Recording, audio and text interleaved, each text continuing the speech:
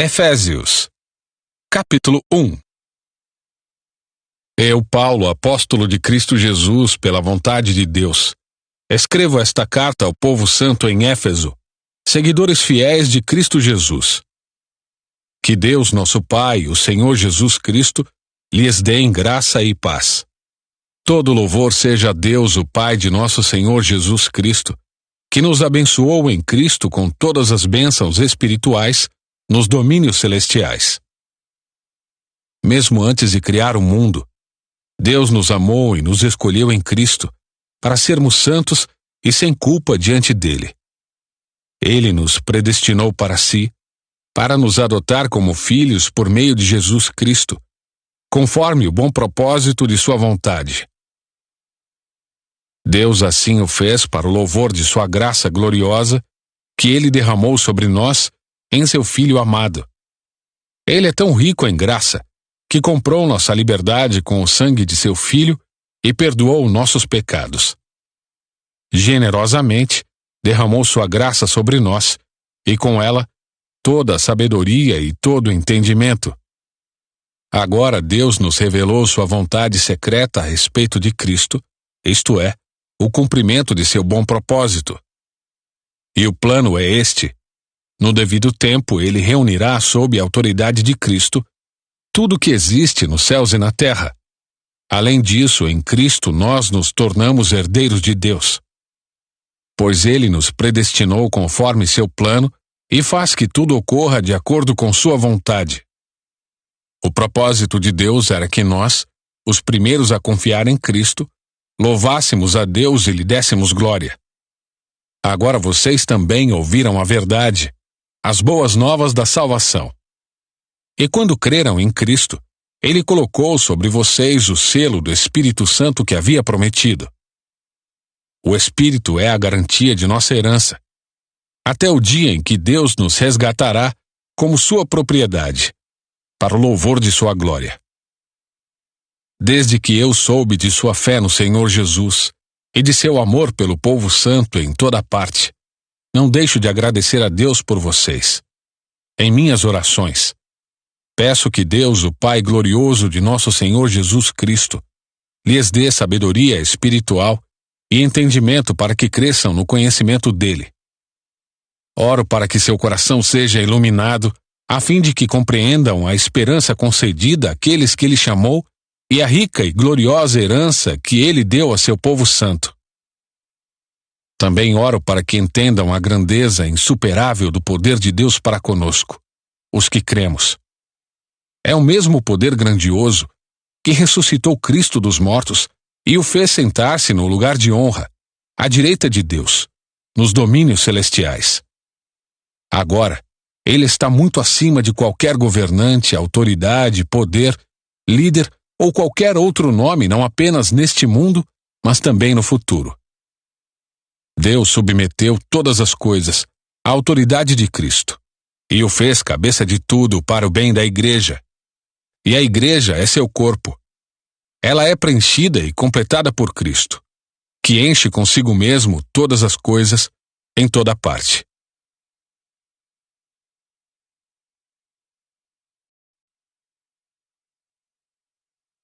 Capítulo 2. Vocês estavam mortos por causa de sua desobediência e de seus muitos pecados, nos quais costumavam viver, como o resto do mundo, obedecendo ao comandante dos poderes do mundo invisível. Ele é o Espírito, que opera no coração dos que se recusam a obedecer. Todos nós vivíamos desse modo, seguindo os desejos ardentes e as inclinações de nossa natureza humana. Éramos, por natureza, merecedores da ira, como os demais. Mas Deus é tão rico em misericórdia e nos amou tanto, que embora estivéssemos mortos por causa de nossos pecados, ele nos deu vida juntamente com Cristo. É pela graça que vocês são salvos, pois ele nos ressuscitou com Cristo e nos fez sentar com ele nos domínios celestiais. Porque agora estamos em Cristo Jesus. Portanto, nas eras futuras, Deus poderá apontar-nos como exemplos da riqueza insuperável de sua graça. revelada na bondade que Ele demonstrou por nós em Cristo Jesus. Vocês são salvos pela graça por meio da fé. Isso não vem de vocês. É uma dádiva de Deus. Não é uma recompensa pela prática de boas obras, para que ninguém venha se orgulhar. Pois somos obra-prima de Deus, criados em Cristo Jesus, a fim de realizar as boas obras que Ele de antemão planejou para nós. Não esqueçam que vocês, gentios, eram chamados de incircuncidados pelos judeus, que se orgulhavam da circuncisão, embora ela fosse apenas um ritual exterior e humano. Naquele tempo, vocês viviam afastados de Cristo. Não tinham os privilégios do povo de Israel e não conheciam as promessas da aliança. Viviam num mundo sem Deus e sem esperança. Agora, porém, estão em Cristo Jesus. Antigamente, estavam distantes de Deus, mas agora foram trazidos para perto dele, por meio do sangue de Cristo. Porque Cristo é nossa paz. Ele uniu judeus e gentios em um só povo, ao derrubar o muro de inimizade que nos separava. Ele acabou com o sistema da lei, com seus mandamentos e ordenanças, promovendo a paz ao criar para si, desses dois grupos, uma nova humanidade. Assim, ele os reconciliou com Deus em um só corpo por meio de sua morte na cruz, eliminando a inimizade que havia entre eles. Ele trouxe essas boas novas de paz, tanto a vocês que estavam distantes dele, como aos que estavam perto. Agora, por causa do que Cristo fez, todos temos acesso ao Pai pelo mesmo Espírito. Portanto, vocês já não são estranhos e forasteiros, mas concidadãos do povo santo e membros da família de Deus. Juntos somos sua casa, edificados sobre os alicerces dos apóstolos e dos profetas, e a pedra angular é o próprio Cristo Jesus. Nele, somos firmemente unidos, constituindo um templo santo para o Senhor. Por meio dele, vocês também estão sendo edificados como parte dessa habitação, onde Deus vive, por seu Espírito.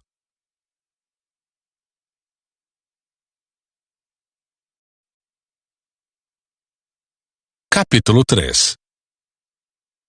Quando penso em tudo isso, eu, Paulo, prisioneiro de Cristo Jesus para o bem de vocês, gentios, tomando por certo a propósito que vocês sabem que Deus me deu essa responsabilidade especial de estender sua graça a vocês. Como lhes escrevi anteriormente em poucas palavras, o próprio Deus revelou esse segredo a mim. Ao lerem o que escrevi, entenderão minha compreensão desse segredo a respeito de Cristo, que não foi revelado às gerações anteriores, mas agora foi revelado pelo Espírito aos santos apóstolos e profetas. E este é o segredo revelado. Tanto gentios como judeus que creem nas boas novas participam igualmente das riquezas herdadas pelos filhos de Deus. Ambos são membros do mesmo corpo e desfrutam a promessa em Cristo Jesus. Pela graça e pelo grande poder de Deus, recebi o privilégio de servir anunciando essas boas novas. Ainda que eu seja o menos digno de todo o povo santo, recebi pela graça o privilégio de falar aos gentios sobre os tesouros infindáveis que estão disponíveis a eles em Cristo, e de explicar a todos esse segredo que Deus, o Criador de todas as coisas, manteve oculto desde o princípio. O plano de Deus era mostrar a todos os governantes e autoridades nos domínios celestiais, por meio da Igreja, as muitas formas da sabedoria divina. Esse era seu propósito eterno, que ele realizou por meio de Cristo Jesus, nosso Senhor. Por meio da fé em Cristo, agora nós, com ousadia e confiança, temos acesso à presença de Deus. Portanto, peço-lhes que não desanimem por causa de minhas provações. É por vocês que sofro. A honra é de vocês. Quando penso em tudo isso, caio de joelhos e oro ao Pai, o Criador de todas as coisas nos céus e na terra. Peço que da riqueza de sua glória Ele os fortaleça com poder interior por meio de seu Espírito. Então Cristo habitará em seu coração à medida que vocês confiarem nele. Suas raízes se aprofundarão em amor e os manterão fortes. Também peço que, como convém a todo o povo santo, vocês possam compreender a largura, o comprimento, a altura e a profundidade do amor de Cristo. Que vocês experimentem esse amor, ainda que seja grande demais para ser inteiramente compreendido. Então, vocês serão preenchidos com toda a plenitude de vida e poder que vem de Deus. Toda a glória seja a Deus que, por seu grandioso poder que atua em nós, é capaz de realizar infinitamente mais do que poderíamos pedir ou imaginar. A Ele seja a glória na Igreja e em Cristo Jesus por todas as gerações, para todo sempre. Amém.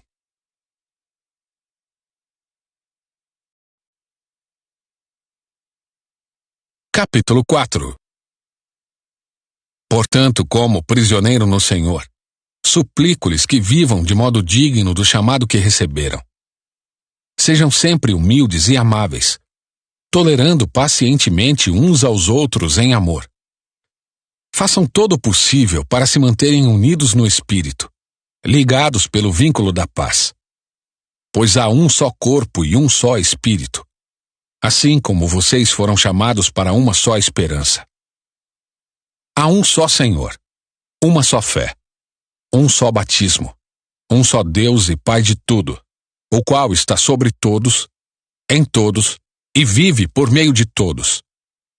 A cada um de nós, porém, Ele concedeu uma dádiva, por meio da generosidade de Cristo. Por isso as Escrituras dizem: quando Ele subiu às alturas, levou muitos prisioneiros e concedeu dádivas ao povo. Notem que diz que Ele subiu. Por certo, isso significa que Cristo também desceu ao mundo inferior. E aquele que desceu é o mesmo que subiu acima de todos os céus, a fim de encher consigo mesmo todas as coisas. Ele designou alguns para apóstolos, outros para profetas, outros para evangelistas, outros para pastores e mestres. Eles são responsáveis por preparar o povo santo para realizar sua obra e edificar o corpo de Cristo, até que todos alcancemos a unidade que a fé e o conhecimento do Filho de Deus produzem, e amadureçamos, chegando à completa medida da estatura de Cristo. Então não seremos mais imaturos como crianças, nem levados de um lado para outro, empurrados por qualquer vento de novos ensinamentos. E também não seremos influenciados quando nos tentarem enganar com mentiras astutas. Em vez disso, falaremos a verdade em amor, tornando-nos em todos os aspectos cada vez mais parecidos com Cristo, que é a cabeça. Ele faz que todo o corpo se encaixe perfeitamente. E cada parte, ao cumprir sua função específica, ajuda as demais a crescer, para que todo o corpo se desenvolva e seja saudável em amor. Assim, eu lhes digo com a autoridade do Senhor: não vivam mais como gentios, levados por pensamentos vazios e inúteis. A mente deles está mergulhada na escuridão. Andam sem rumo, alienados da vida que Deus dá, pois são ignorantes e endureceram o coração para Ele.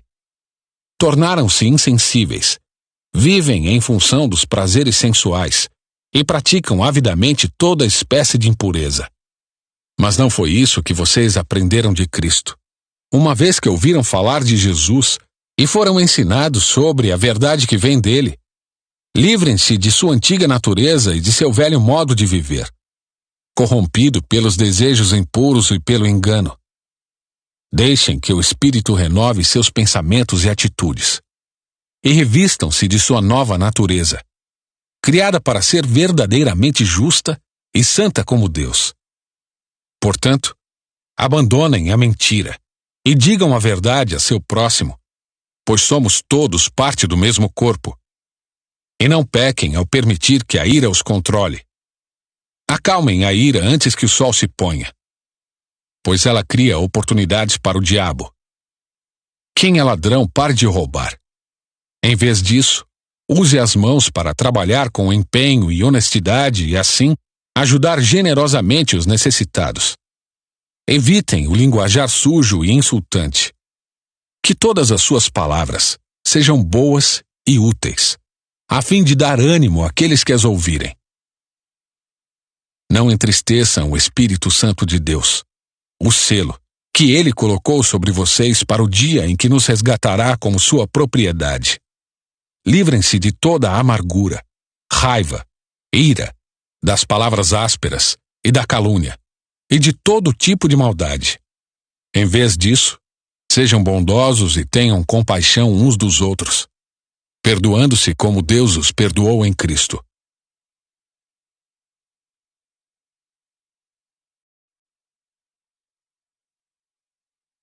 Capítulo 5. Portanto, como filhos amados de Deus, imitem-no em tudo que fizerem. Vivam em amor, seguindo o exemplo de Cristo que nos amou e se entregou por nós como oferta e sacrifício de aroma agradável a Deus. Que não haja entre vocês imoralidade sexual, impureza ou ganância. Esses pecados não têm lugar no meio do povo santo. As histórias obscenas, as conversas tolas e as piadas vulgares não são para vocês. Em vez disso, sejam agradecidos a Deus. Podem estar certos de que nenhum imoral, impuro ou ganancioso, que é idólatra, herdará o reino de Cristo e de Deus. Não se deixem enganar por palavras vazias, pois a ira de Deus virá sobre os que lhe desobedecerem. Não participem do que essas pessoas fazem, pois antigamente vocês estavam mergulhados na escuridão, mas agora têm a luz no Senhor. Vivam, portanto, como filhos da luz, pois o fruto da luz produz apenas o que é bom, justo e verdadeiro. Procurem descobrir o que agrada ao Senhor. Não participem dos feitos inúteis do mal e da escuridão.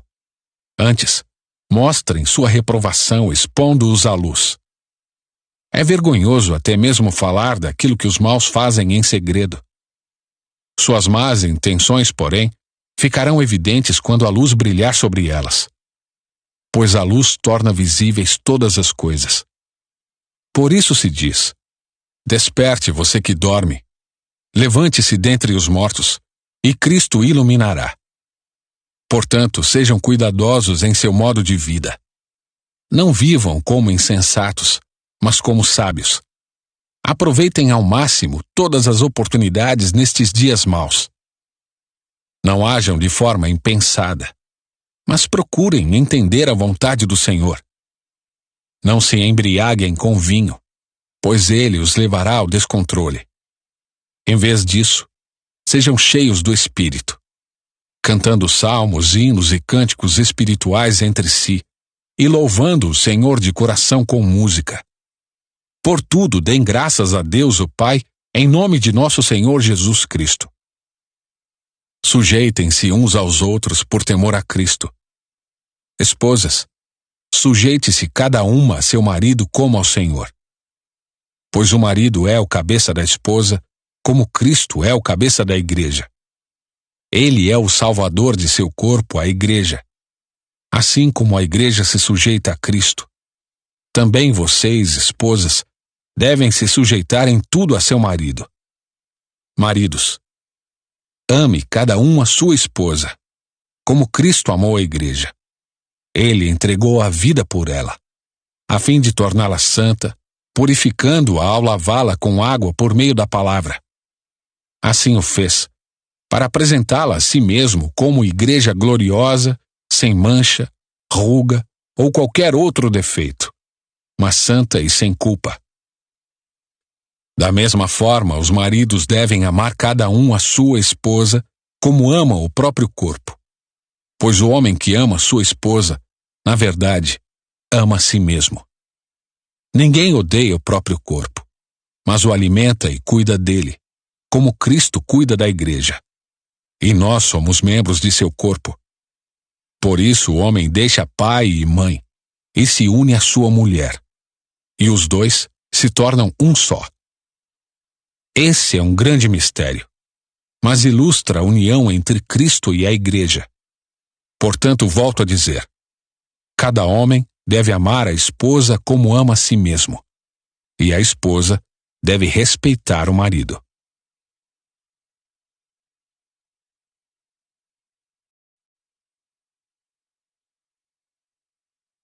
Capítulo 6. Filhos, obedeçam a seus pais no Senhor, porque isso é o certo a fazer. Honre seu pai e sua mãe. Esse é o primeiro mandamento com promessa. Se honrar pai e mãe, tudo lhe irá bem e terá vida longa na terra. Pais, não tratem seus filhos de modo a irritá-los. Antes, eduquem-nos com a disciplina e a instrução que vem do Senhor. Escravos, obedeçam a seus senhores terrenos com respeito e temor. Sirvam com sinceridade, como serviriam a Cristo. Procurem agradá-los sempre, e não apenas quando eles estiverem observando. Como escravos de Cristo, façam a vontade de Deus de todo o coração. Trabalhem com entusiasmo, como se servissem ao Senhor e não a homens. Lembrem-se de que o Senhor recompensará cada um de nós pelo bem que fizermos, quer sejamos escravos, quer livres. Senhores, assim também tratem seus escravos. Não os ameacem. Lembrem-se de que vocês e eles têm o mesmo Senhor no céu, e Ele não age com favoritismo. Uma palavra final. Sejam fortes no Senhor e em seu grande poder. Vistam toda a armadura de Deus, para que possam permanecer firmes contra as estratégias do diabo. Pois nós não lutamos contra inimigos de carne e sangue, mas contra governantes e autoridades do mundo invisível, contra grandes poderes neste mundo de trevas, e contra espíritos malignos nas esferas celestiais. Portanto, vistam toda a armadura de Deus, para que possam resistir ao inimigo no tempo do mal. Então, depois da batalha, vocês continuarão de pé e firmes. Assim mantenham sua posição, colocando o cinto da verdade e a couraça da justiça. Como calçados, usem a paz das boas novas, para que estejam inteiramente preparados. Em todas as situações, levantem o escudo da fé, para deter as flechas de fogo do maligno. Usem a salvação como capacete e empunhem a espada do Espírito, que é a palavra de Deus. Orem no Espírito em todos os momentos e ocasiões. Permaneçam atentos e sejam persistentes em suas orações por todo o povo santo. E orem também por mim. Peçam que Deus me conceda as palavras certas, para que eu possa explicar corajosamente o segredo revelado pelas boas novas. Agora estou preso em correntes, mas continuo a anunciar essa mensagem como embaixador de Deus. Portanto, orem para que eu siga falando corajosamente em nome dele, como é meu dever. Tíquico lhes dará um relatório completo do que tenho feito e de como tenho passado. Ele é um irmão amado e um colaborador fiel na obra do Senhor. Eu o enviei a vocês com esse propósito, para que saibam como estamos e para animá-los. A paz seja com vocês, irmãos, e que Deus, o Pai e o Senhor Jesus Cristo, lhes deem amor e fidelidade. Que a graça de Deus esteja eternamente sobre todos que amam nosso Senhor Jesus Cristo.